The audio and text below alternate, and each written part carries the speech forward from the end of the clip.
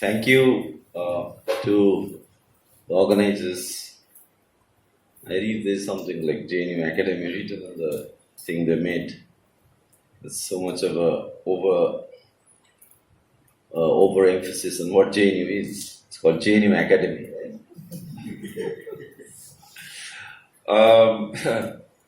So I think also to start off from what Viren was pointing out about JNU being a melancholic place. It almost seems as though wherever there is left politics, melancholy follows. Surely, it follows there. So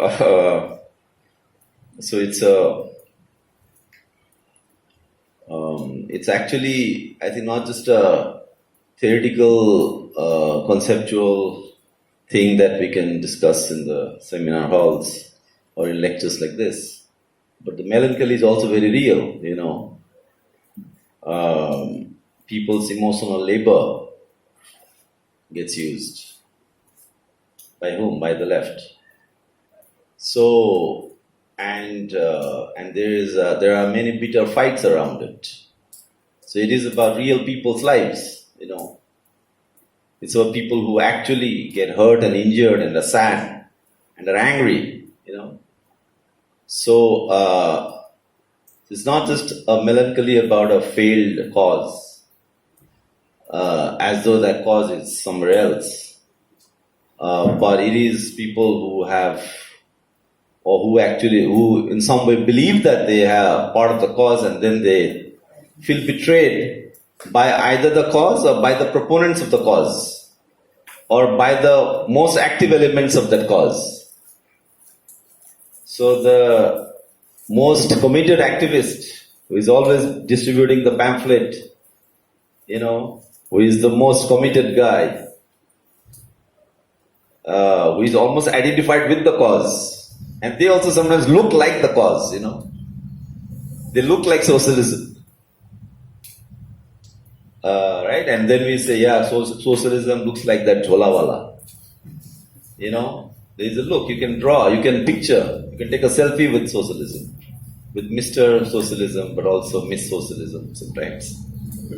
So it's a very real thing. I'm also already flagging it here because I'm also going to go to some blah blah blah theoretical thing. But I want to already, keep this here in the house, that one is very aware that this is a very very intimate, very private, very personal experience for a lot of people. I'll start with, so when we discuss about melancholy, the usual reference is to Freud. Viren pointed out a couple of works here, in particular Enzo Traverso, who has written this book called Left-Wing Melancholy. I think the subtitle is Marxism, Socialism, something, and the new something, and the new politics. It's definitely, so the Enzo Traverso book is 2017. So it's very much, I think JNU is just like we point out JNU, but I think all over the world, in other campuses and other sections of the left, even in other countries, the story is more or less the same. So when you talk about, so when Enzo Traverso talks about melancholia, so the reference point is to Freud. Freud wrote an essay in 1915, which was published in 1917, which is called Mourning and Melancholia. He makes one distinction between mourning and melancholia, and as we all know, mourning is like when you are mourning the loss of an object of love. Someone passes away or someone goes away, and you have lost that. Or I don't know, can you apply that to the loss of a mobile phone or something? I don't know that. But the loss of an object of love. So in mourning, what is happening is, according to Freud, is that the object is gone, and then you pine for that lost object, and you want to stay with that. You cannot immediately turn away from the memory of that object and come into normal, regular activity, right? So the object is very important, the lost object.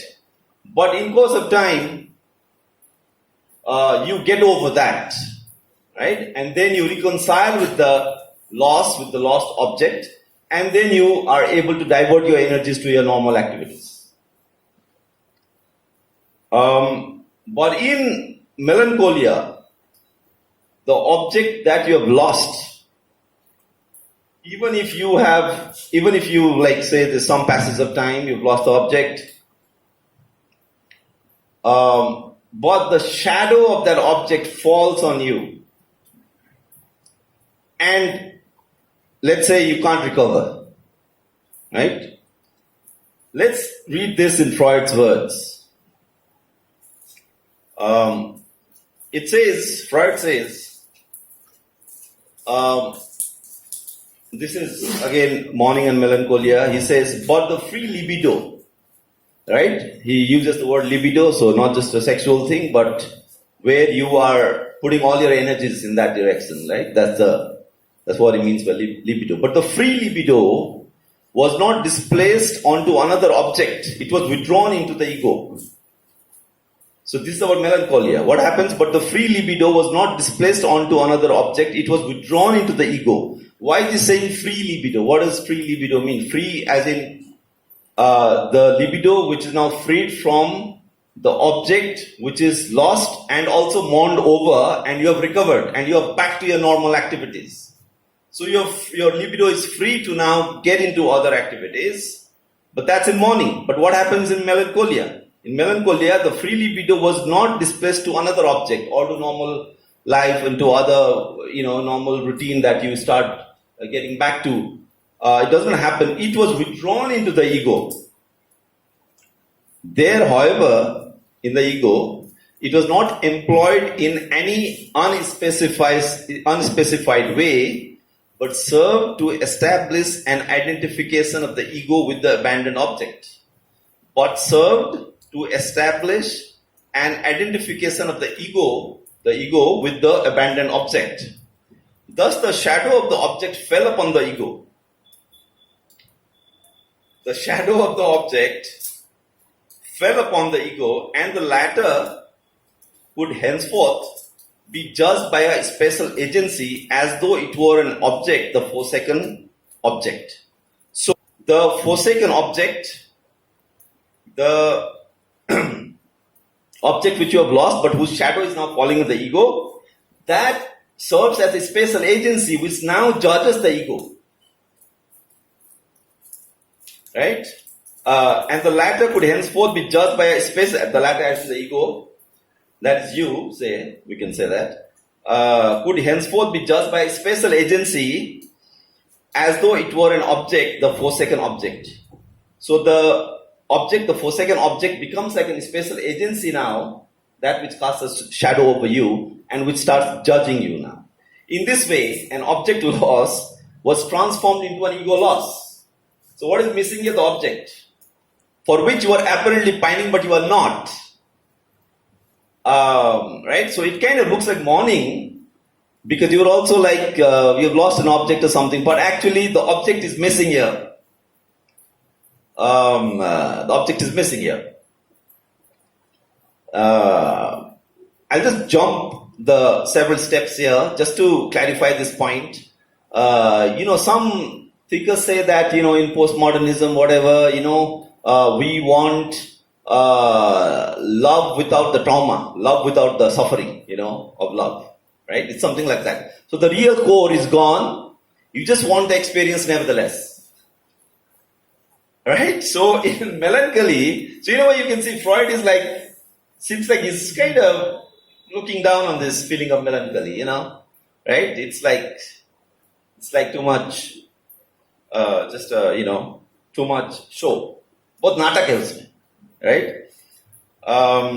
In this way, of course, but Freud is not talking about left-wing melancholy. He's just talking about melancholy. So it could be in a family situation where you have lost your loved one.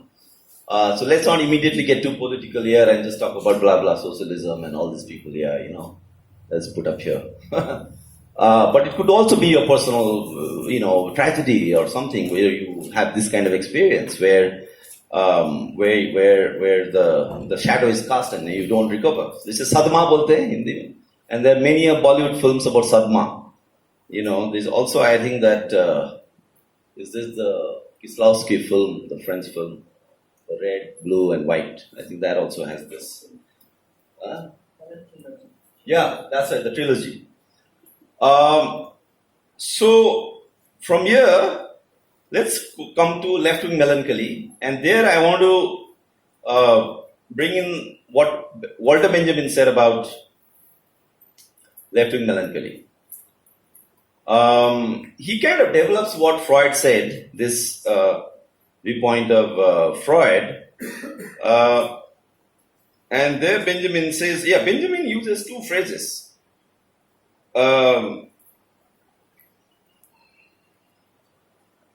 One slightly longer phrase actually. He uses this phrase, the hollow forms are absent-mindedly caressed. Imagine you just hear this somewhere, or you just see it written somewhere. In some JNU radical's diary, you just happen to open it illicitly. The guy went to the loo, he just thought, Dekha kya likha hai? The hollow forms are absent-mindedly caressed. Right? The hollow form, the object is gone, only the shadow remains, right? But you're overly attached and you also feel, your ego feels judged by that which has become an special agency. That object which has passed away, whose shadow is cast, now acts as a judging agent, it judges you over your ego. So it's all, the real object is not there, it's hollow. The hollow forms are absent-mindedly caressed. So you can say, you are very committed to socialism, you're very committed to Marxism. Okay, so what you are doing, what you are doing? You are just absent-mindedly caressing a hollow form. Right? According to whom? Walter Benjamin. I'm not quoting some right-wing liberal or even a left-wing liberal, It's Walter Benjamin saying this. I think Benjamin wrote this, I don't know, I think it's 1924, 26 over. Which means all these Carl Schmitt and others are there, In Germany at that time, there is the socialists have been defeated. The failed German revolution, 1918 something? 1918. Rosa Luxemburg is killed. So it is a much worse scenario than what JNUites imagine, I think, There should be some sense of perspective there, how worse the situation is here. So then there's this para, I'll just read this, I think it will help us, focus. These two paras from Benjamin, where that phrase is used. And he, of course, Benjamin is very polemical in this essay. He's identifying those people whom he thinks are these left melancholics. You can imagine, like JNU radicals, he's lampooning them. Walter Benjamin is like, kya tum log karte ho yaar? What fascism you are fighting? That kind of a thing. So he identifies, so it's very polemical. So he says, what then does the spiritual elite? So think of yourselves, JNU activists, as the spiritual elite. So what then does the spiritual elite discover as it begins to take stock of its feelings? Take stock of your feelings. I think this should be a call now, among certain circles. Take stock of your feelings. So what then does the spiritual elite discover as it begins to take stock of its feelings? Those feelings themselves. I think there's nothing there, When you take stock of your feelings, what is in there? Nothing. Those feelings themselves. It's like self-serving. It's empty. The object is gone. You are thinking you are mourning the loss of some socialism or something, but no, there's no socialism there. There's nothing in it. They have long since been remaindered. Like remainder hota hai na? Remaindered. I have never seen this kind of a usage of the word remainder, but I think this is some kind of translation from the German. They have long since been remaindered, as in put away, kept away, What is left is the empty spaces, where in dusty, heart-shaped velvet trays, the feelings, nature and love, enthusiasm and humanity once rested. Now, The hollow forms are absent-mindedly caressed. In short, this left-wing radicalism, this is again Benjamin, this left-wing radicalism is precisely the attitude to which there is no longer in general any corresponding political action. This kind of melancholic left kind of feeling has no corresponding political action. It just sits and, it wallows in its own sorrows, it licks its wound. It is to the, and this is a beautiful sentence, it is to the left not of this or that tendency, but simply to the left of what is generally possible.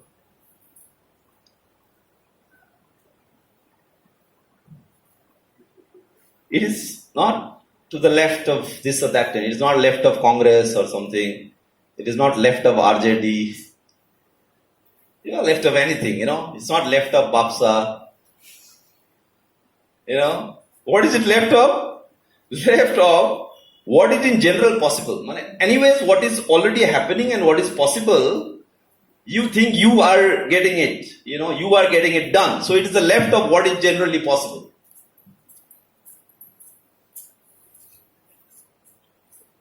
Right? It's damning, Do you see the punch here? You see the satire and the irony? It hurts. We can take it personally, We can denounce Benjamin now, saying, what a rabid anti-Marxist this guy is. Far from the beginning, from the beginning, all it has in mind is to enjoy itself in a negativistic quiet. And not later. For from the beginning, you might even say is too harsh on left-wing radicals. For from the beginning, all it has in mind is to enjoy itself in a negativistic quiet.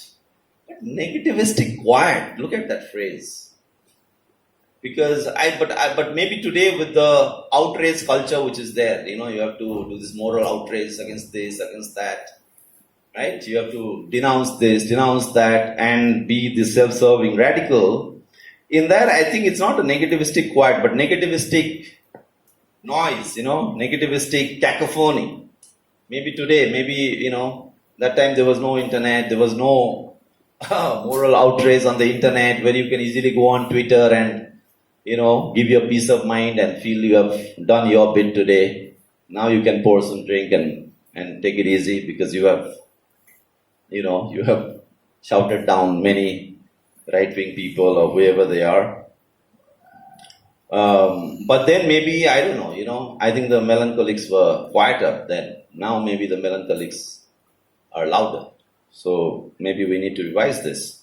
The metamorphosis of political struggle from a compulsory decision into an object of pleasure. Because otherwise Marxist radical politics, there is something compulsory about it, something necessary about it, something which is not optional. It is the party's order, you must do it. There is no democracy. What democracy? No, the party has told you have to do it, you have to do it. It's compulsory. Right? There is no Lenin here. I think we should put a Lenin here. Marx is not good enough for that. Right? That's what we say, democratic centralism. So the metamorphosis of political struggle from a compulsory decision into an object of pleasure. It feels like Benjamin is talking about today's left culture, into an object of pleasure, from a means of production into an article of consumption. That is this literature's latest hit. He's talking about some of the melancholic poets, so that's why he's referring to the literature.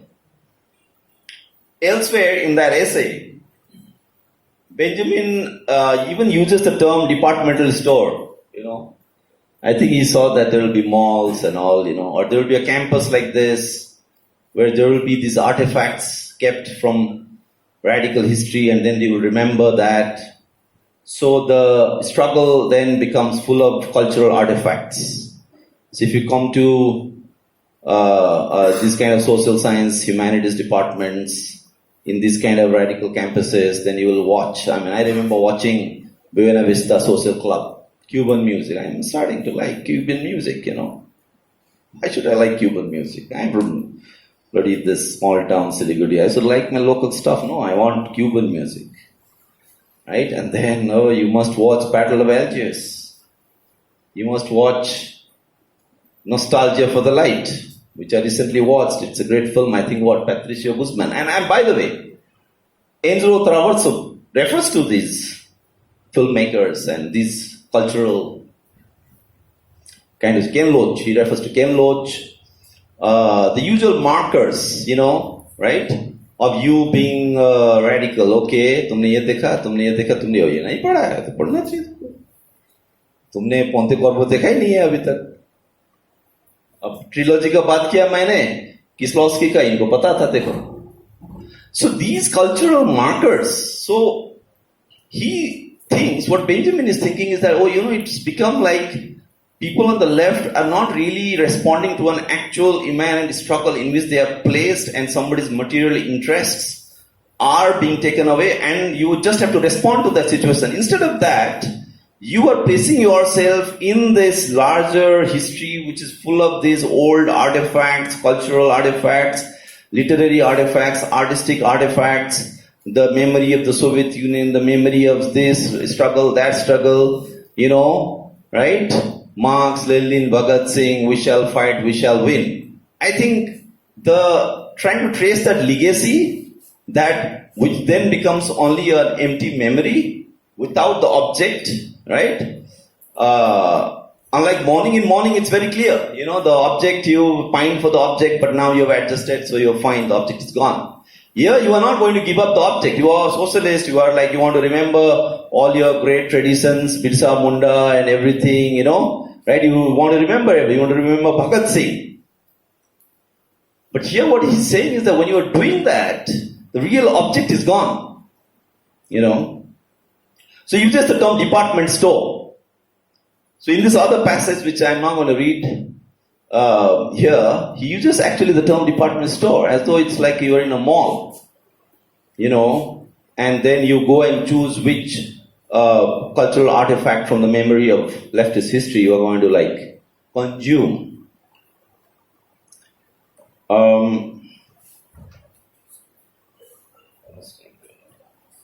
Okay, I have very little time.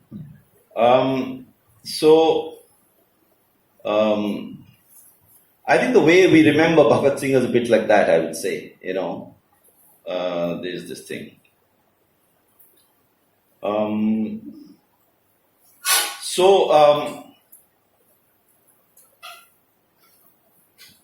I think one thing that we can do in the little time I have is think of a movement today which is kind of on the left but is not melancholic. Can we think of a movement like that? Can we think of activists like that? I mean, even the activist word feels like a gali, you know. I mean, it has lost all meaning now, you know, right? I mean, so in fact, we had this conversation earlier about China.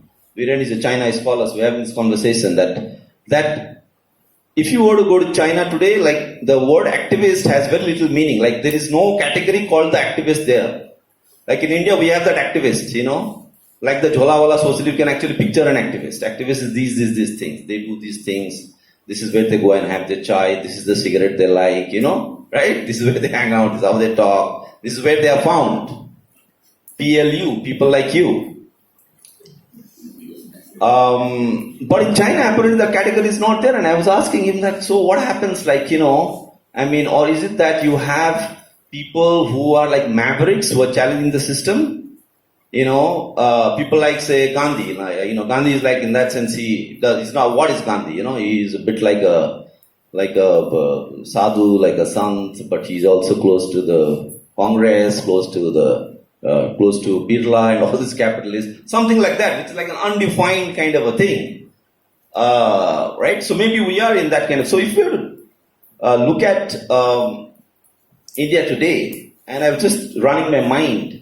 So where do we find a non-melancholic left activist? But again, left within quotes, activist within quotes, because we don't want to use those terms anymore. They have lost their meaning. Then I was thinking of for lack of time, I'll just cut it short. I had other things to say. But I'll just maybe, tell you this little example, which is, I think, familiar to most of us.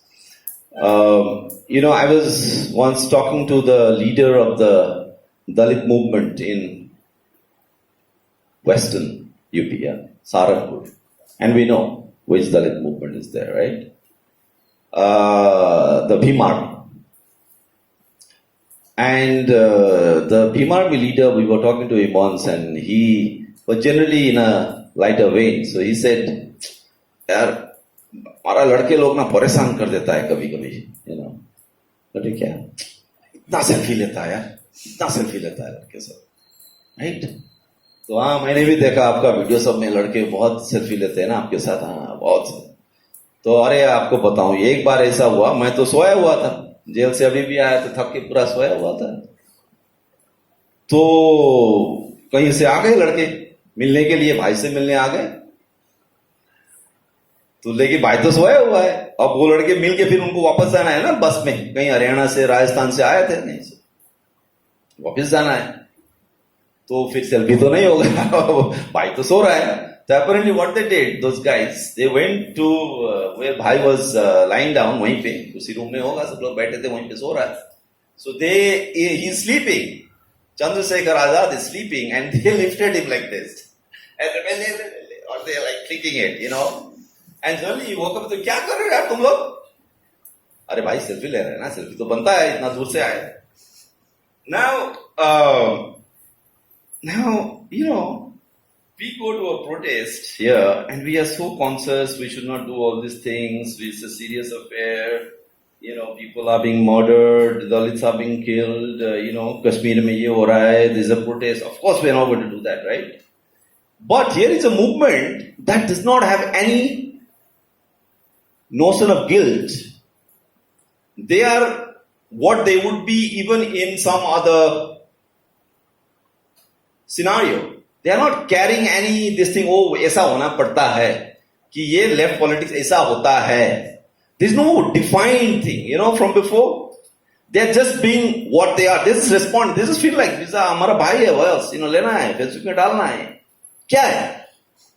So when you see, and all of us melancholic left people, we love the Bhim Army. There's something about it. There's something about it. They're thinking on their feet. They are on the spot. They're responding. They're responding to actual thing. And about Chandrasekhar Azad. He has this big Enfield bike and he has this mustache, the great chamar and rock music and all. If that guy were to come in JNU, do the MA for 2 years, man, he will also become like one of us. Always feeling guilty about doing this, feeling guilty about having a big Enfield bike or something. Always आगे पीछे देख रहे whether I am fitting in or not. This place is going to destroy that guy,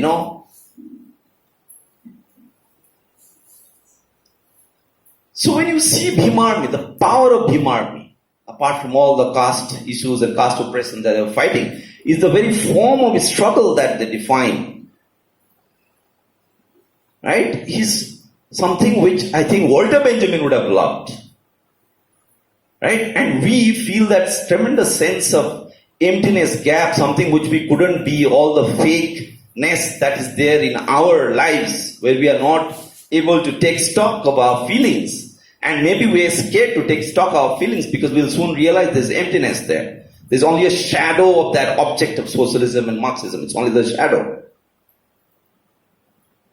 I will leave you with a little thing from Fanon, Frantz Fanon. Just a thing I remember from one of his essays. I think the essay, you can check, I might be wrong, but if I remember right, the essay is Algeria Unveiled. It's about Algeria. Today you can say it's about the veil, and it's not about the veil. I mean, it's about the veil, but he's writing about the armed struggle, but it's about the veil also. Because there's too much valency now on discussing about the hijab and all. So today I think people are, in fact, a lot of post-colonial writers are totally misreading that essay, but that's a separate thing. So there I remember, I think it's a little footnote or something, where Fanon says And in a footnote, sometimes people are, I think, more spontaneous and more their thing comes out, than in the formal text above. I think it's in the footnote where he says, he's talking about the women who, sometimes in the armed struggle, the women have to go plant a bomb in the quarter where the French colonial guys live, So it's an armed struggle. So they go through a bomb or something, or they go and spy on the French officials in the other side. Like say you are living in, I don't know, Munirka Gaon, you go to Lutyens Delhi and check where the guys are, because you want to do some action. So sometimes they wear a hijab because they cover for logistic, to kind of give a slip to the police. So they wear a hijab and go there. But sometimes the demand of the situation is such that they should go without a hijab. They should go like a modern, westernized Algerian woman, right? So he's writing about that. And then Fanon says something very interesting. He says, look, if it was, he's of course comparing it with French educated women, because he's been in France, he's a French-speaking guy.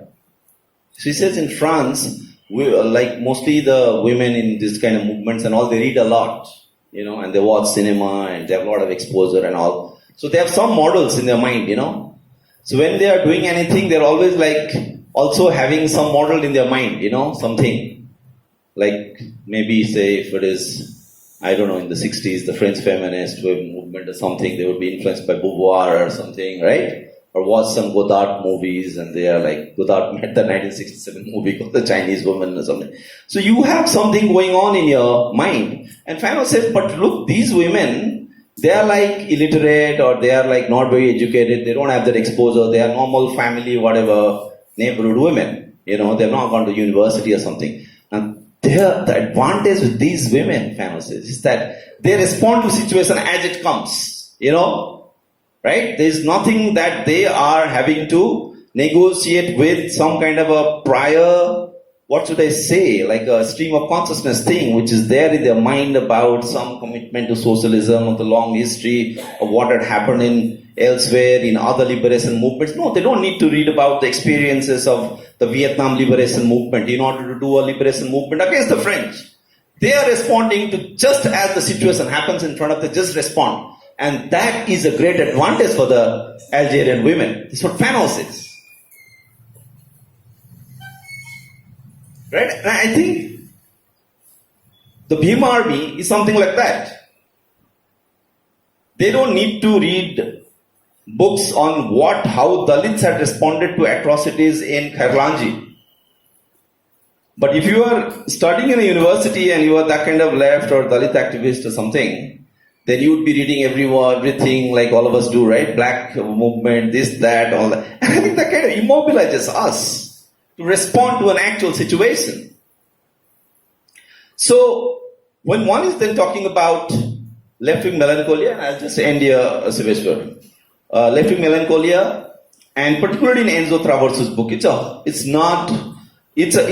very misdirected book, I would say, Enzo Traverso's book. And I think I have differences with Achin and maybe even with Viren on that. It's a very misdirected book, because the left that it has in mind is just this kind of what I would say just an academic left, And then he generalizes that as though he's talking about left movement as a whole. But that's like hegemonizing, what we mean by left. We define. So if JNU is under attack, we think, oh my God, all over the country, the left movement is losing, it's under attack and all of that, Who knows, maybe somewhere some forces are winning. We don't know. We're not even interested in checking. It's another thing that even people elsewhere are also now totally attuned to. They're also following what is happening in JNU. Kanhaiya ne aaj naya Kanhaiya ka video aaya ki nahi YouTube mein. That is of course another problem, where the center and the periphery, the relationship has been totally like the periphery is always trying to catch up with what's happening at the center. So JNU becomes this kind of symbolic master signifier, right? So, problem with Traverso then is that he really is talking about this kind of a left which Benjamin is attacking. He engages with Benjamin. Traverso engages with Benjamin and says, no, but melancholy can also be a source of source of some accent. He differs with Benjamin. But I think more than difference, he somehow thinks that no, but even in Benjamin we can read him in a different way, because he doesn't want to give up on Benjamin, right? He wants to have Benjamin also on his side. But I would read Benjamin in a different way. I think Traverso is completely gone. Last point, very quickly, in Traverso's book there is a picture of Lenin. And the book's title is Left Melancholia. So it's written Left Melancholia and the picture is of Lenin.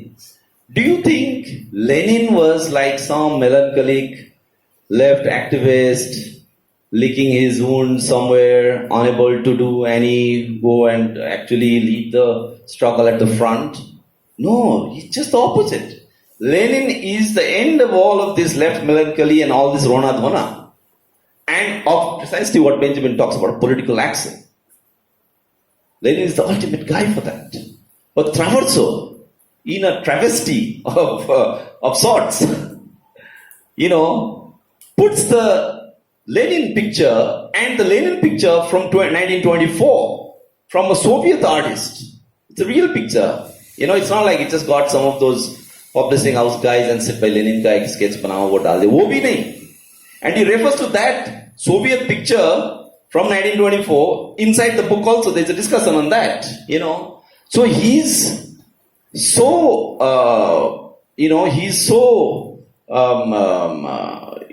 sure that this is what Lenin is, that the melancholy politics with which this kind of an academic left, or at least large sections of the left, are afflicted with, he wants to put Lenin also on the same side. And this is how bad the scene is within the academic left, I would say. So that is definitely a melancholic, very sad scenario. But thankfully, I think there are other movements, there are all kinds of eruptions, that are there, that I think are not part of this melancholic left. The melancholic left is only one section, but it is very loud, it hogs all the limelight. The mainstream media also wants to highlight precisely this kind of a left and say, look, and I think when the mainstream media today is saying you are anti-national, you guys are tukde gang, I think in some ways that means they also want to preserve you. You are playing a particular role for the right wing to show that these are the enemies we are fighting against. So in some ways, this melancholic left is loved by the right wing, and they will, I think, not want to fully eliminate, if I can also claim membership in this camp, fully eliminate the melancholic left camp, us. I think it will keep us. I think we have become like a, क्या बोलते हैं ना, दो हाथ से ताली नहीं बजता है, तो एक हाथ हम भी है. So primetime TV is giving you so much space. Every day they will show something that the Tukde gang is doing. That means we are also kind of, attuning us in such a way that we want the right-wing trolls to attack us. And then we can say, well, look, we are really taking a progressive position. Otherwise, why would the right-wing trolls be attacking us? Right? But I think good news is that there are other possibilities beyond the melancholic left. So I'll stop here. Thank you.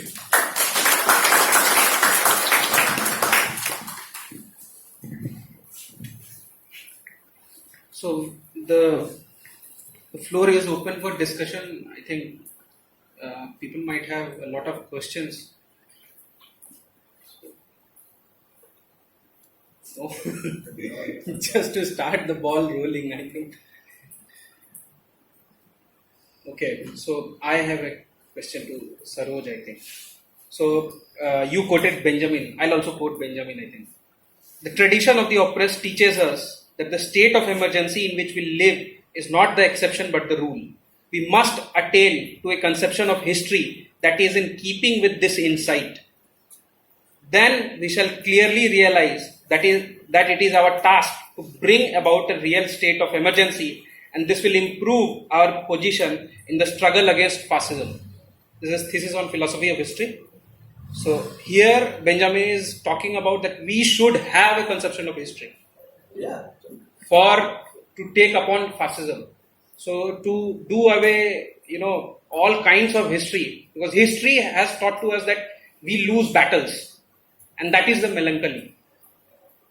So, one is that. Second, you took pot shots at people who go to prime time television and hog prime time space. I mean, you are also one of them. You also go to prime time. You are also one of those anti-nationals or whatever the prime time media wants to take on. You also go on Times Now.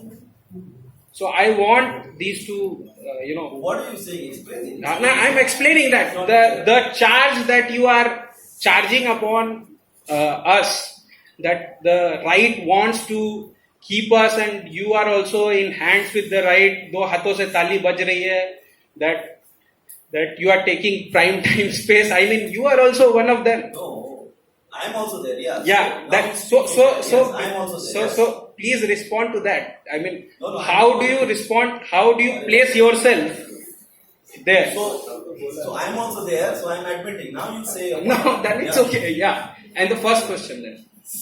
So how are you keeping this dichotomy then? You're saying something, you're doing something. Yeah. So other questions? Yeah.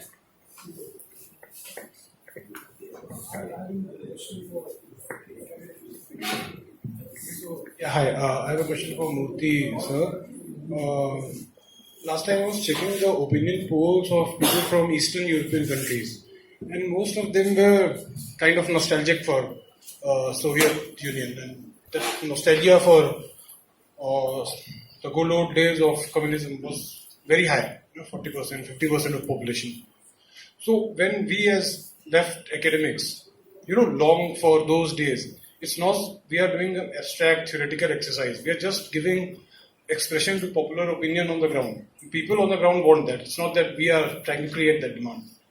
That's the first thing. And one other thing that I wanted to say. To your use, I think your understanding of German history is wrong, quite frankly speaking, because according to me, what's happening in India, fascism in India is emerging in a condition which are very different to those which it emerged in Germany. In India, we had functioning democracy, regular free and fair elections, free media, etc., etc. In Germany, none of it was the case. And in Germany, people voted for Hitler only once. Here we have Indian population have voted twice. The second thing, now you said something about Shiv Vishwanathan. I think there is one way of living in bliss, and ignorance is bliss. In JNU, I think we understand reality. We understand how dramatical fascist the Indian society is, and our not melancholia, but acceptance of that. We accept that reality, and we understand that reality, and then the nature of response is to acceptance of that reality rather than living in bliss and ignorance and that kind of thing. So maybe you can tell that to Shiv Vishwanathan when you next meet him. That people of JNU call you that you are living in a bliss, ignorance. Yeah.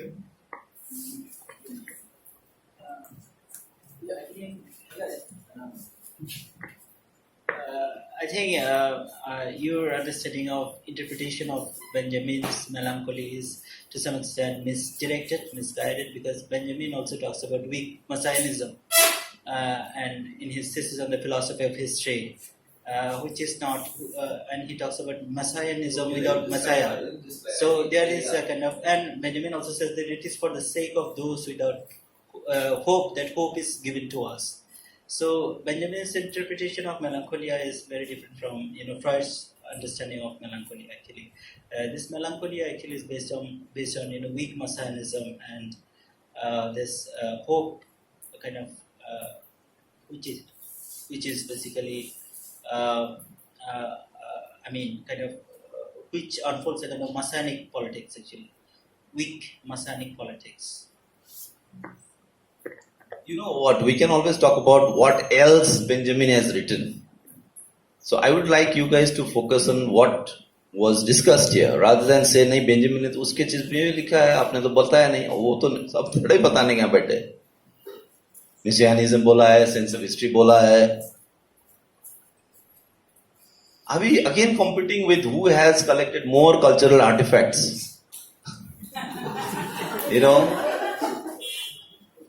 Let's not get into that, please. So what, you think Dalit movements, the Dalit is not the important word, say Bhim army guys, what they're too crude, they don't have a sense of history. Would you say that? Right? Out here we have a sense of history, messianism, wow. I don't think, because what Benjamin is saying, why is he critiquing this? Right? Why is he critiquing this? Because the sense of history is not like, don't think of history as a discipline, like a department of history. Right? They're real living histories. Let me give you an example. When Arundhati Roy published the Ambedkar's Annihilation of Caste, a lot of people in the Dalit movement and elsewhere didn't like it. Why? Because they were saying, of course, they are not against publishing. They are not against reading books, or they are not against reading Ambedkar. Their point was that, look, it comes from within the community. And Annihilation of Caste has been published for a very long time. And they thought that has been pushed away. So I'm trying to indicate something like that. So, of course, we need a sense of history. Who denies that? So Lenin, the man of action, in fact, Lenin or people like Mao have been accused of being anti-intellectuals, So that's why people are more comfortable with reading Marx than Lenin. Lenin is too crude, It's like the Bhim army or something. But we know that's not true, right? So I think we need to see something there. And even take this famous debate in What is to be Done. The debate between the spontaneous consciousness of the working class and so-called intellectuals of the party. Right? One part of the debate is that do you need outside intellectuals to be in the working class struggle? Right? So what about the spontaneous working class consciousness? Will it always slide into economism? Will it always slide into spontaneity? Unionism? Trade union is one thing, we support trade union. But trade unionism is something which Lenin would oppose. Or do you need outside intellect? Who will then come with messianism, notions of history and all of that? And what was Lenin's position on that? That's a very famous debate. And this is happening in what, 1905? What is to be done is from that period, much earlier than even before the 1916, 1917 debates that's taking place. So that one portion of the debate is that. Think of Dipesh Chakraborty's Rethinking Working Class History. It also tries to dwell into that, the history 1 and history 2 you were mentioning, I think the one history is Marx, the other is Heidegger, which is the life world and all of that, right? So that is also one of the dimensions. So of course, messianism, divine violence, because you will soon tell me, but you didn't talk about divine violence, right? So divine violence, all of that is there. So history, of course, so maybe I sounded a bit empiricist and positivist and just trying to talk about actual struggle, which is their particular struggles, rather than the sense of history and the discursive thing. But don't mistake me, I'm not going there. Sorry, this question. Okay, thanks. So let me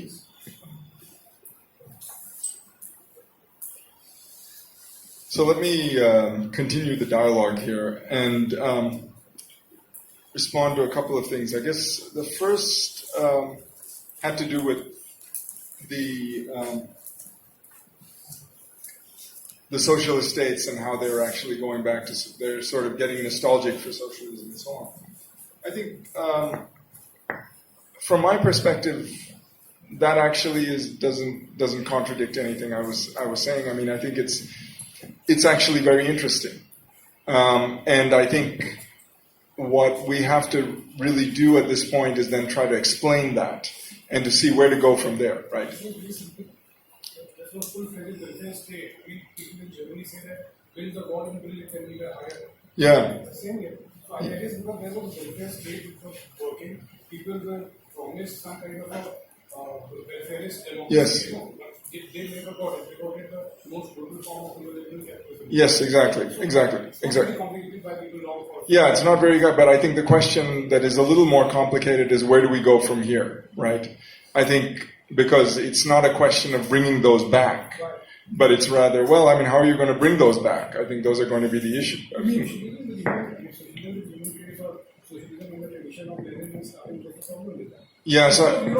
I'm not saying this. Yeah, but I mean, there's a question of how do we bring, first of all, how do we bring that back? One is, and the second is whether we can't go forward and do something even better than that. I think that's the question.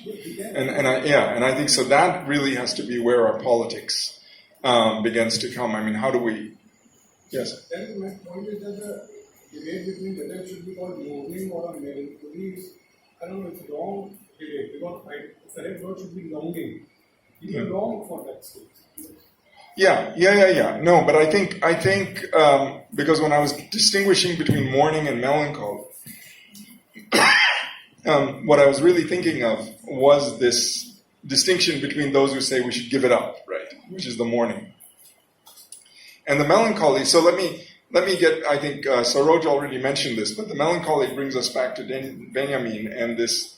What Traverso says about Benjamin, which Saroj says as there is a sense in which, and this was also said here, that he tries to make a link, Traverso, between melancholy and messianism, right? So he says, in short, Benjamin did not reject melancholia per se, but only as a mood epitomized by the aesthetic of the new objectivity, voided of any political content and deprived of critical potentiality. So I think that's what I think Saroj is criticizing, right? Against this fatalistic melancholia made of passivity and cynicism, he valorized a different melancholia consisting of a kind of epistemological posture, a historical and allegorical insight into both society and history that tries to grasp the origins of their sorrow and collects the objects and images of the past, waiting for redemption. So that is this. So he wants to say that there's a double nature. I mean, so this is, we can argue about Benjamin and how one should interpret Benjamin. But I think the point here, I think the more important point, is that there can be a melancholia that actually goes in a different direction, right? I think that is the point. And I think here, the problem of history is also there. But I think the question then is, how do we understand history, right? Because we can't just say, well, we need a historical sense. But what kind of historical sense? I think otherwise our concepts become too abstract, right? I'm not going to say much about Shiv Vishwanathan because I just don't know enough. I mean, so in fact, today was the first day I met him. So he just, and there were many people at the table, and I said, I'm going to JNU this evening, and then he suddenly said, oh, it's very melancholy there. And, I mean, you told us the view of Shiv. Yeah.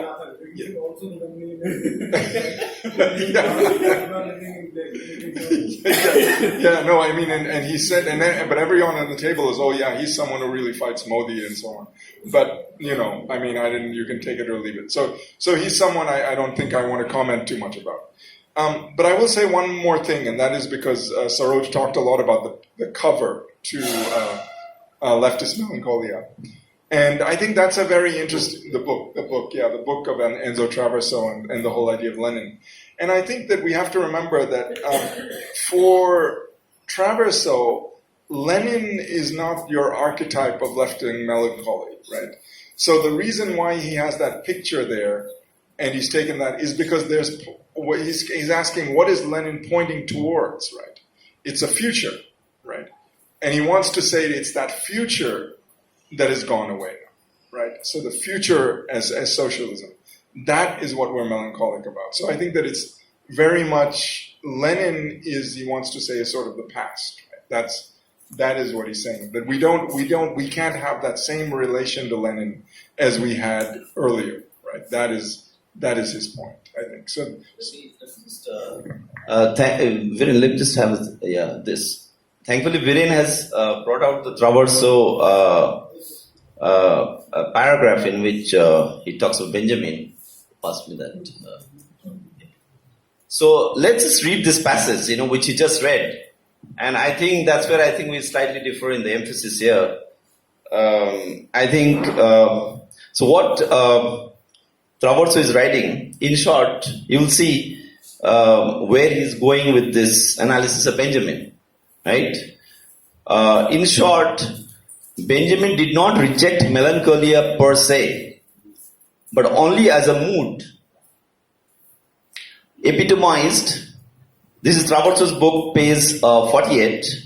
In short, Benjamin did not reject melancholia per se, but only as a mood, epitomized by the aesthetic of the new objectivity. The new objectivity is the kind of movement in art and, there's the influence of Cubism, this Picasso kind of formal abstract art, they were called the new objective, so he's referring to that.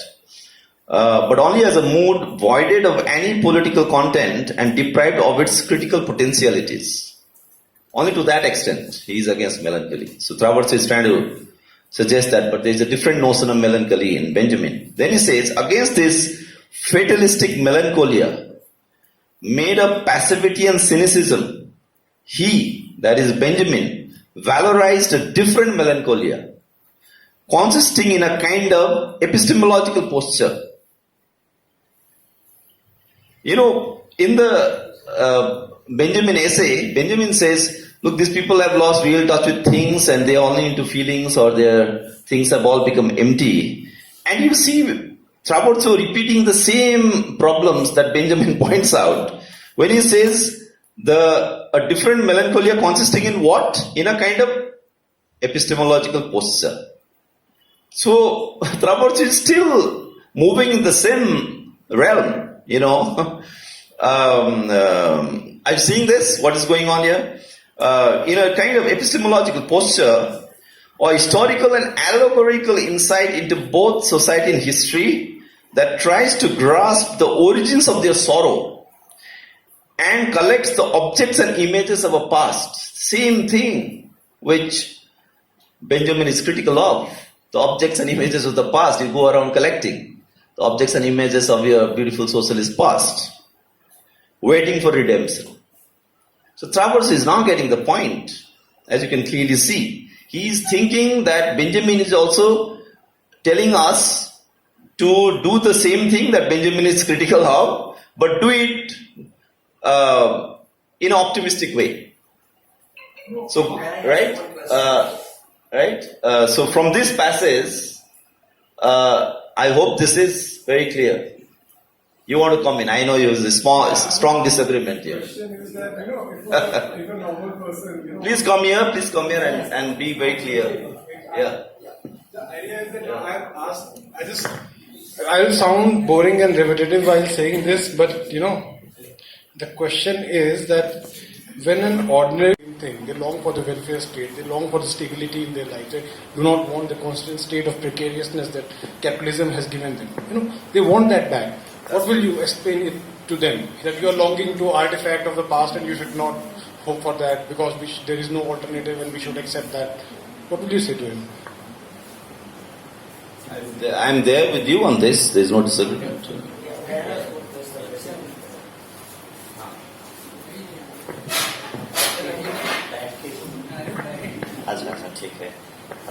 I have a questions for Saroj. Basically, your understanding about the Benjamin. Basically, have you read the books written by the Michael Lowy, Fire Alarm? Your understanding of Michael. Yeah, Traverso has mentioned, but your understanding about the Benjamin understanding of the historicism is wrong. Basically, is wrong. And whatever you said basically sound like a jijek. There is no consistency in your argument, and it was bizarre and absurd. When you talked about there is no necessity of the history. There is no basically Bhim army doesn't need the history. Basically, it's a false understanding. Basically, it's a false understanding. There is no need of the history. कुछ ज़्यादा ही आवाज कर रहा है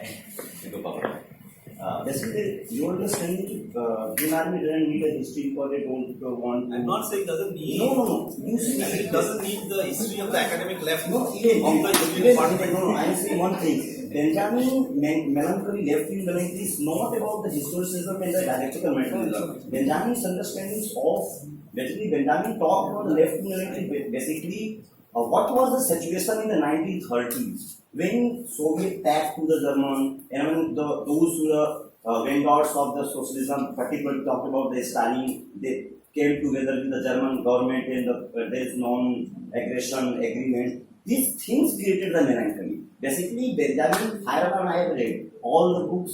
There is no any attacks on the historical materialism. There was no any attacks even by the Benjamin. Of course, Benjamin criticized the automaton. Basically, they take the phrase automaton. Basically, history is like a machine की जैसे समझा जा रहा है श्वेत विवरण में. तो इसलिए आपने जो कुछ भी कहा, there was no consistency. There was no, completely bizarre and absurd. Whatever I like a Zizek in white, basically it's the white. Hegelian term is the white. This is my comment. And also, like, when you the philosopher of history, he quotes, I'm forgetting the name, Karl Kraus. And Karl Kraus's famous origin is the goal. Now, this is on the philosophy of history. He quotes Karl Kraus. Origin is the goal. Now, origin is in German philosophy. Origin has a different meaning. Origin means actually. Origin is not something about the past, but origin means indicates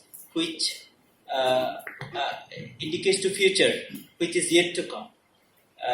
So, origin has two meanings in German language. One is thing that happened in the past, and another one is thing which is yet to arrive. Actually, origin. Yeah. So it has two different meanings. That was, one is directed to future, and another one is directed to past. There is a conversation between the Brecht and the Benjamin. I think have you read So yeah, you have no. Just okay. So you want to respond or you want? Not a major thing. I mean, I'm so sorry I missed the Sir Viren Murthy speaking.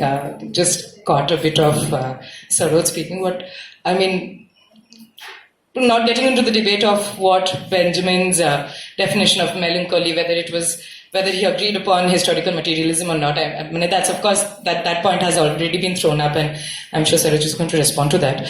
What I was wondering from just the bit that I caught, so I apologize for not being there for the whole of it, is that the fact that the way that you're also speaking about how Benjamin was talking and understanding of the sort of left in JNU and the intellectuals and how we are studying and looking into history and the halo and the spirit of consciousness with which we enter into the sphere of action with the burden of history because of our own journeys here within the circles of academia and academic left.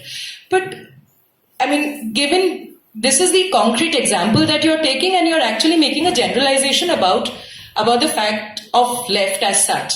So, what I'm making a distinction within the left. Within the left. I mean, the sections of the left in India.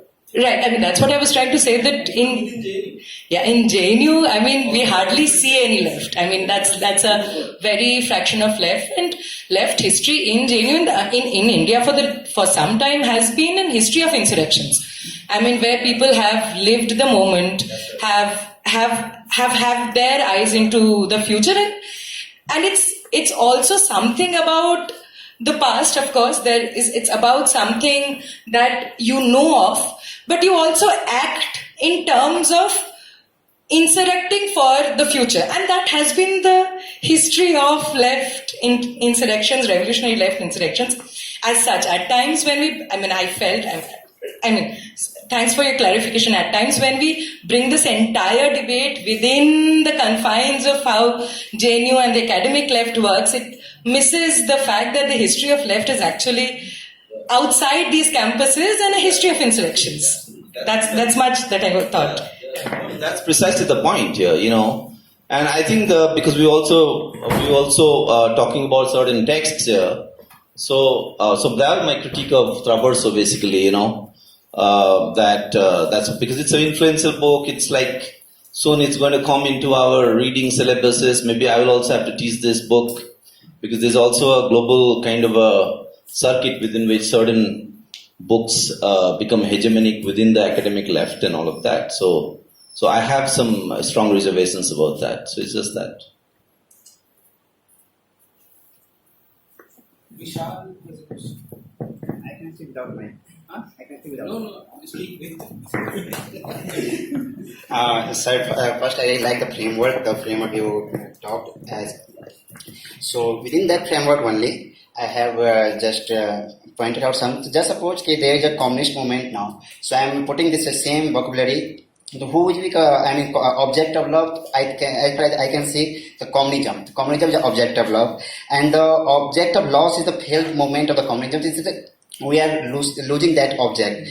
So what you are saying, shadow of the object fell upon the ego. So what is ego here? I think again the subject who was participating in the communist movement. Until that time it was the party state framework. So here ego loss, if you are saying that is the party state. So in that framework, what I am saying that maybe if object loss is transforming into ego lost, that in other words, if communist movement of the dream of the communism is getting failed, so it is coming and the shadow is coming only on the party state framework. That's the Weberian rational bureaucratization and everything. What we can see that not the radical subjectivity within the system. For example, if you see the Stalin era, so if we can see Stalinism as a bureaucratic statism and whatever rational bureaucratism, not the peoples who were participating in the full movement in the movement Stalin era and all. So within that framework, if you see now in India, what you were saying about the Bhim army, I do not have any disagreement about the Bhim army is not. Bhim army at all not following the melancholic like us. I accept it. JNU academic left definitely falling into it.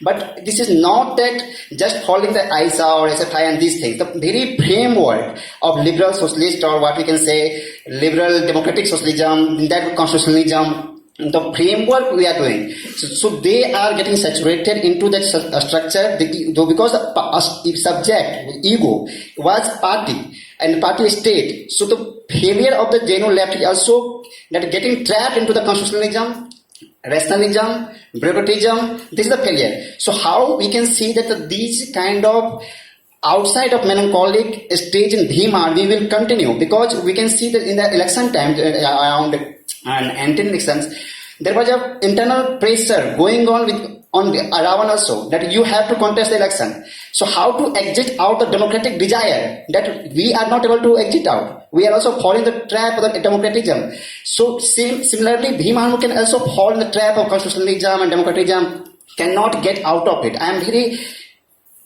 pessimistic about the Bhim army also here, that is there any sort of fidelity within Bhim army for the left, don't say left, if we are left is saturated, for the Marxism, or better to say for the communism, or more better to say for the object of love.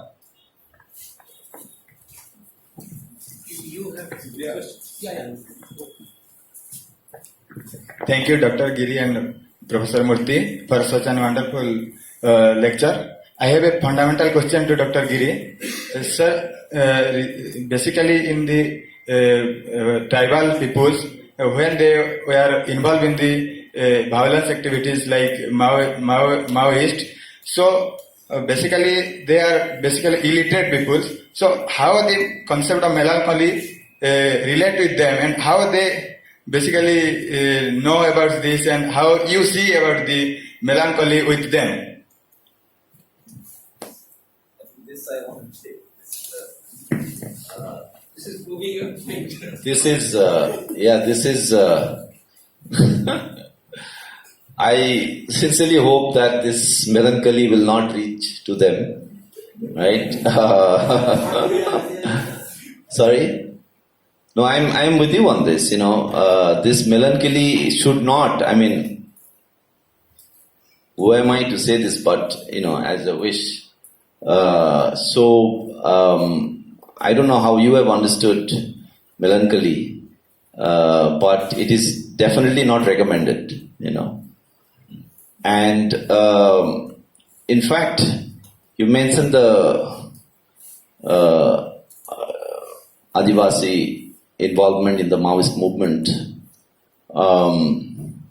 The Maoist movement is definitely an example of where they don't seem to be afflicted by melancholy. There might be so many other problems. Let me frame it slightly in a different way. One thing which I pointed out earlier was the relationship between spontaneous consciousness and the supposed necessity of party intellectuals in the working class movement. That also touches on this, because the same academic left or whatever, the intellectuals, even though I want to keep that separate also. Just today we were having a conversation, about who are the Marxist writers here in India that one should read. And Viren, I think, was sincerely asking me that. And we talked about, the usual Utsa Patnaiks and others. Then I told him, but there are others also, other Marxists also. Then he said, who? Then I said, no, there are people maybe not so well known in Delhi. You won't find them in JNU or DU or any of these places. They don't even maybe get invited to international conferences, but they are there. So I thought I'd leave it there, but Viren insisted. But can you name someone? Then the name I took was Suniti Kumar Ghosh. Now Suniti Kumar Ghosh, I think that's the kind of intellectual we need. Right? And there are several others. We talk about, I don't know whom, say Rahul Sankrita and the others, maybe the Nagarjun, the Hindi novelist. So many such people whom I think we need to dig a little bit, and see. And there are such people who are at the ground level, at the base level, they maybe do not have the kind of access to these kind of artifacts of the left. But they, in their own way, I think the phrase, you used a beautiful expression, they are looking into the future. It might just be the Maruti struggle, which might be just the workers who just passed out of ITI, not IIT, but ITI, and they are also looking into the future. The messianic divine violence of Benjamin, without they having known all these words, they might be enacting it, right? And that is the task we have, really. So they do not need to read and be conscious or something. But it's true, there is already a way in which even this melancholic left does go and stand next to these people who are there looking into history, who are doing the thing on the ground. So there is a synergy. So my critique of what you thought is the JNU left or whatever, academic left, in spite of all of that, of course, there is one way or the other, there is a synergy. So I think maybe when the Maruti workers or Gurgaon workers movement, you would go and show them Charlie Chaplin's Modern Times, right? And then they will suddenly connect, oh, you see there's someone called Charlie Chaplin in the 30s or in the 20s in the West who makes this, they connect with that, but that is a very concrete connection. It is not just like from one artifact to another, from book to book, from word to word. It's not that. And I think Benjamin is very conscious of that. So when he's talking about messianism, don't mistake his messianism to be this really, that kind of transcendental, grand gesture from above. I think that would not be the kind of reading that one would want to do, And the other thing is that you mentioned the Maoist movement. Let me tell you, there was one moment in the Maoist movement when the Lalgarh movement was happening. And that time there was a pressure on it was happening in Bengal, and Bengal has a lot of these people who have seen this kind of movement from before. So there are a lot of Andhra and Bengal in that sense, the intellectual terrain is much richer than anything JNU or whatever DU can ever produce, because those are coming out of real struggles. So there was a lot of pressure during the Lalgarh movement, the Jungle Mahal movement, which is the Chhatradhar Mahato time, who was recently released, right? Chhatradhar Mahato. So there was this pressure on the movement there, the Maoist movement who had come to the area in Lalgarh, that they should actually be fighting for tribal autonomy, because what the Adivasis need in Bengal is autonomy and Adivasi rights and indigenous rights, and the Maoists are doing a violence on these Adivasis, on the tribals. Now, how should the Maoists respond? Because they are kind of stuck in some time warp, in a way you can say. Right? They do not understand these autonomy movements, Adivasi movements, gender movements, ecological movements. For them, they are doing a protracted people's war. And not feeling guilty about not being able to address the question of what would have become, if they had admitted to it, the question of Adivasi identity. They didn't give into identity politics, as it is called. Because here, otherwise you are made to feel guilty. Oh, we are like just talking about class in this abstract objective sense. We are not talking about gender. We are not talking about caste. We are not talking about race, blah, blah, blah. But at that moment, they could have slipped into that melancholy, into that guilt, and given in. But not to give in there is not a sign of just being dogmatically committed to your Marxist cause. No, not at all. It is precisely to understand the convergence of several of those moments of identity and class struggle, and to be faithful to that. Right? But that's where you need tremendous courage. Vishal referred to Badiou. Badiou says we need courage today. We need discipline today. Right? So, I think if you were to give up on melancholy, it's true that maybe you will miss out on being reflexive on the present situation. I think melancholy allows you that time to be very reflexive and really go through your entire taking stock of your feelings, right? So there is that danger of imposing your own politics and all of that, right? So that I would admit. But I think, so you had a concrete instance during the Lalgarh movement where they didn't give in, and in fact the Maoists responded saying that no, but in our areas we have always set up schools in local Adivasi languages, Santhal language, this, that and the other, right? So we are doing all the things that could be done under the Adivasi, this thing. We don't need to put up a statue of Birsa Munda for that, right? But we do not want to rename ourselves as a movement for Adivasi autonomy. Then we end up somewhere else. Then we end up in the Jharkhand Mukti Morcha kind of a thing. So they didn't bite the bullet, they didn't feel guilty, and they had no sense of this melancholic feeling that, the world is changing, we are still stuck somewhere and we need to adapt, to these new things and bring in other questions also. And then you just do kind of a shopping, which is the new marginalized identity, which we also need to put in our next pamphlet. But that's not, then you are neither doing justice to that so-called new marginalized identity which has come up, nor are you doing justice to your own politics. Right? And that's when the slogan comes, Lal Bhagwa Ek Hi Hai. Right. Okay, so let me try and respond to this one question and maybe also offer some other thoughts. So I guess the question, tribal people and Maoists, what do they have, what is their relationship to melancholy, right, I think is the question. And Saroj's answer is very simple in the sense there's no relation, and maybe that's a good thing. My opinion is perhaps a little different.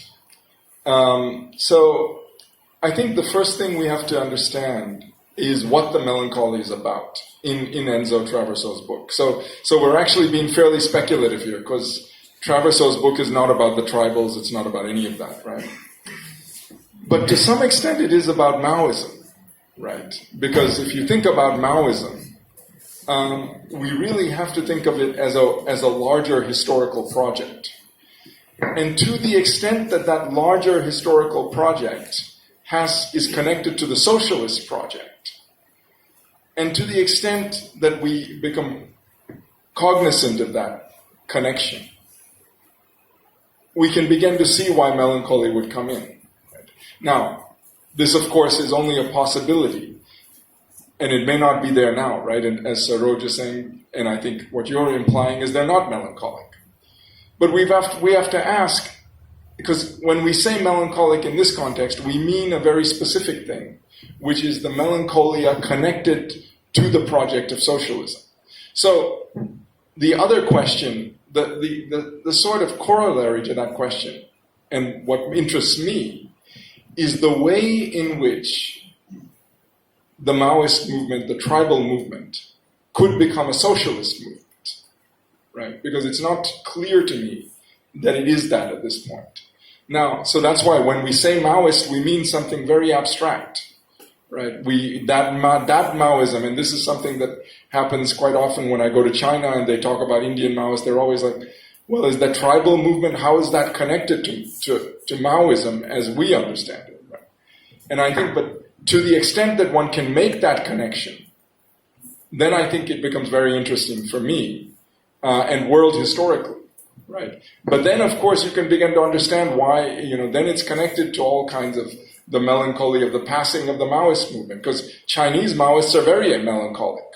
Why are they melancholic? Because Mao appears like something of the past, right? So it's that connection that is that's the melancholy and that I'm interested in.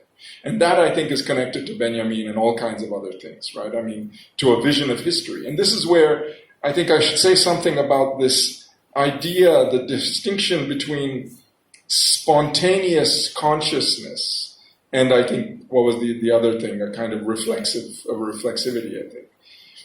And I think that is an interesting distinction, but I'm not so sure if I want to affirm that distinction completely.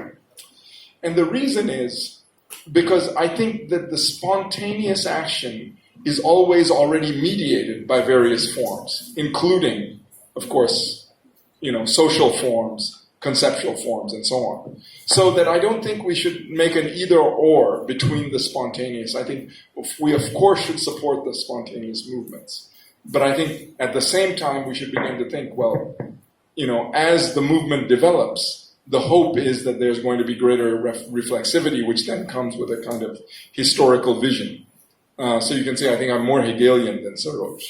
And I think that's going to be cause us to go in different directions. So that would be where I would like to see, that would be how I begin to answer your question. Well, I think Lenin's response to that charge, and I'm coming back to it again because, say on the Rosa Luxemburg-Lenin debate, most people want to side with Rosa Luxemburg, She was a great Democrat. She was a great communist above all. But because he said democracy is always for the democracy democracy is always democracy for someone who opposes you. And Lenin had a difference of opinion there, Lenin was a hard hitter, there, no doubt about that. So Lenin is often or Rosa Luxemburg is extolled too much, in a lot of the academic literature and all of that. And there, what Lenin is saying about the spontaneous consciousness thing, and it also then connects with the notion of history, messianism, all of that do we really need the outside intellectual or the melancholic intellectual? Does it have a role? And as I was saying, that it does have some role in the sense that it brings some reflexivity, sense of history and all of that. But there what Lenin is saying is that if at all there is a role for the outside intellectual, not necessarily the melancholic intellectual, but maybe if we can call him that, the non-melancholic intellectual like Sunita Kumar Bose maybe, or whoever, I'm just taking him as a, example here. What Lenin is saying is that in the spontaneous consciousness of the working class, already there are forms within it, there are structures within it. You can, if you see it closely, under a microscope, or if you are closely working with the workers, you would know that the spontaneity itself is pointing to certain forms. Of course, the party is outside, the vanguard party is outside, the party is of course not there, right? Because it's a spontaneous consciousness. But Lenin says that spontaneously, if you see what is indicated there, if you stay with the workers for some time, you see that there are patterns emerging. And those patterns, for Lenin, at that time in Russia, those patterns were not leading towards economism. Those patterns were not leading to a politics of compromise. So the outside intellectual, it's not like outside intellectual reads all these Marx and Lenin and all that, Engels and all, and then comes and then says, oh, this is what you have to do, we know, come with us. No. The party has to theorize and synthesize what already exists in an immanent form within the quote-unquote spontaneous consciousness of the working class. And that's where this entire debate or entire confusion created by post-colonial theorists, saying like, they all like imposing this thing, and can the subaltern speak? But of course they can't, because all these leftists, Marxists, they go and impose their models on the poor subaltern. Entire subaltern studies project, particularly towards the latter end, is that, and their take on Lenin was absolutely wrong. I mean, there might have been so many different communist parties that might have done that, and they do that. What is Singur and Nandigram after all, right? So they do that. So, but that's a different thing than talking this about Lenin, where, or his work, what is to be done. So I think the Traverso work, or when we're talking about melancholy, all these things get opened up. Because the melancholic intellectual, left intellectual is, here to stay. I'm accepting that. We are not going away. And I am also putting myself in that. तो बोल रहे थे ना, आप भी जाते हो, मैं भी गया, मैं भी इसमें ये कर रहा हूँ, मैं भी यहीं, इसलिए मैं भी JNU में आया, है ना? तो मैं खुद को साधु संत मान के आपको यहाँ आके ऐसा गरिया रहा हूँ, ऐसा भी कतई नहीं है ना? ये सब जुड़े हुए, ये लोग मुझे बुलाया तो मैं ना नहीं बोल सकता हूँ. तो मैं भी इसी खेमे में हूं, लेकिन फिर भी हम रिफ्लेक्ट कर सकते हैं. Yes.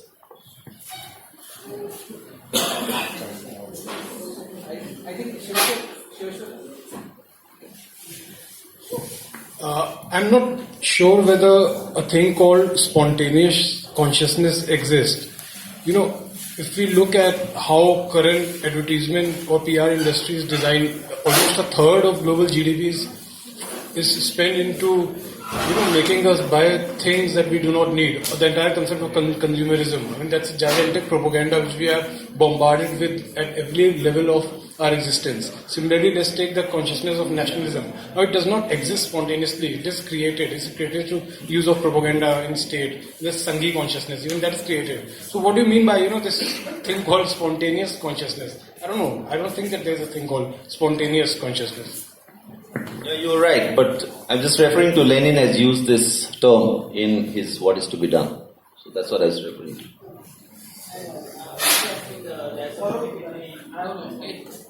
Do you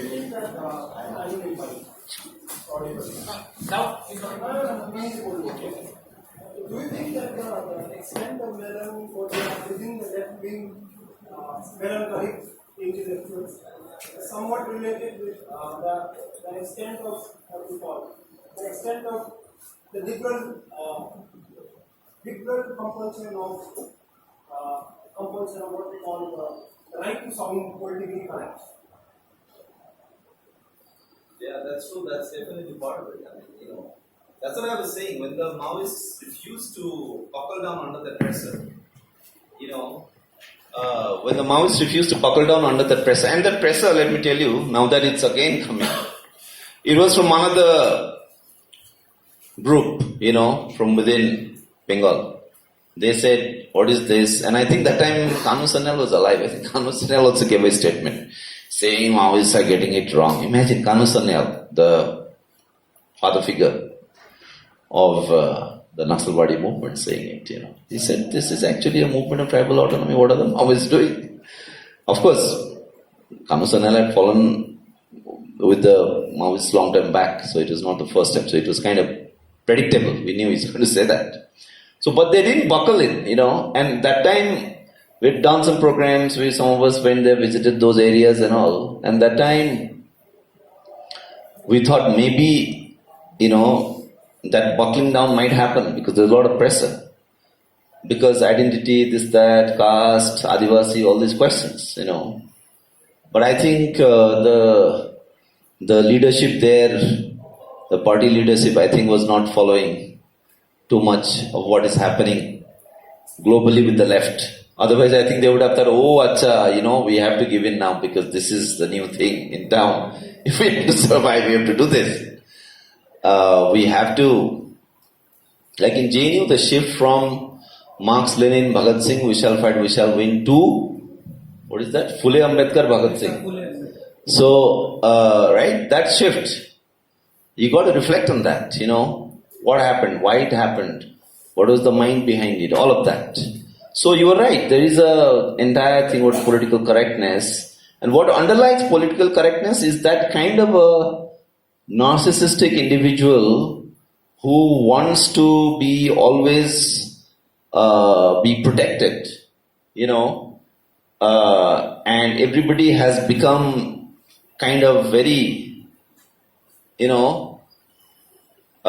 very narrow-minded or something. It all started from the United States, by the way. Already you see some of the writings that are coming even in the works of someone like Judith Butler in the